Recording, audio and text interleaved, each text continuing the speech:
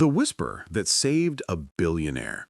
How a 6-year-old's innocence thwarted an assassination. A sun-drenched afternoon in a bustling Asian metropolis. Palm trees sway, luxury cars glide past, and the air hums with the quiet energy of immense wealth.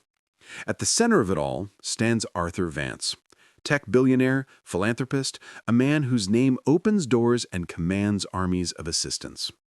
Today, he's just finishing a high-stakes meeting, stepping out of a gleaming glass tower towards his waiting armored sedan. His security detail, two imposing, stone-faced men in dark suits, flank him, scanning the crowd with practiced vigilance. Everything seems perfectly normal. But just a few feet away, unnoticed by the powerful entourage, sits Lily. She's only 6 years old, clutching her mother's hand tightly. They've been window shopping, Lily wide-eyed at the glittering displays, her small world momentarily intersecting with one of imaginable power and privilege. Her mother, May, works nearby.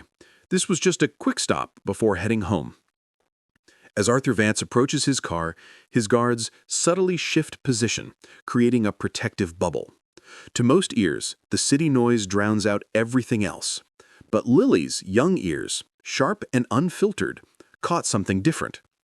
From the guards themselves, the very men sworn to protect Mr. Vance, came a low, urgent whisper in Mandarin. "The package is ready. Driver has the signal. Once he's inside." Lily didn't understand the full weight of the words, package, signal, but she understood the tone. It was the same hushed, serious voice her mother used when talking about something dangerous or secret. And she recognized the word for inside, li mian. Something bad was going to happen inside that big black car. "Mr. Richman, don't get in the car!" The effect was instantaneous. Arthur Vance froze, one foot hovering above the running board. His head snapped towards the source of the voice.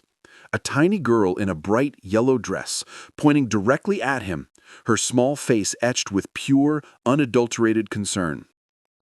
His lead guard, the one who'd just been whispering, stiffened almost imperceptibly, his hand drifting subtly towards his jacket. Confusion warred with instinct on Vance's face. Who was this child? Why was she shouting? But something in her wide, earnest eyes. It wasn't mischief.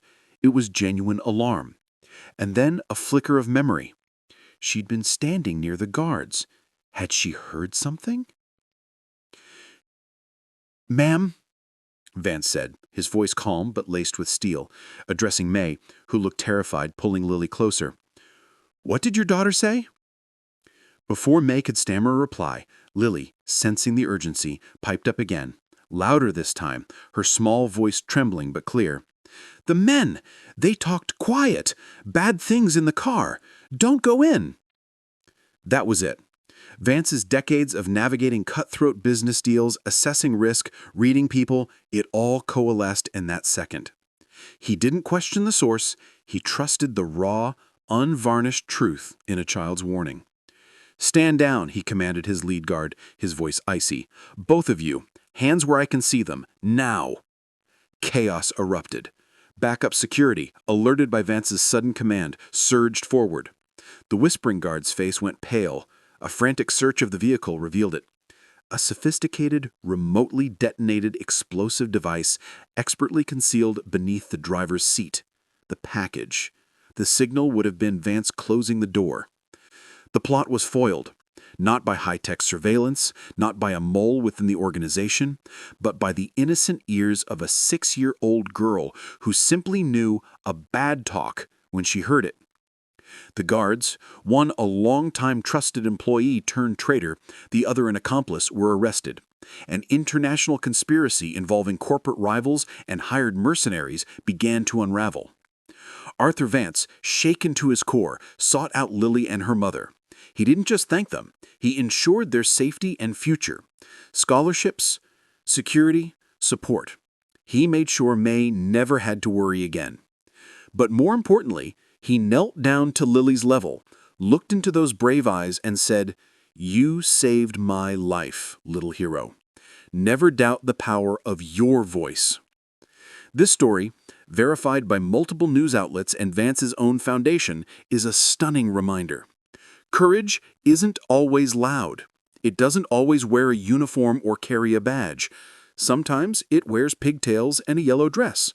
Sometimes it speaks in a voice still learning to pronounce big words, but perfectly fluent in the universal language of right and wrong.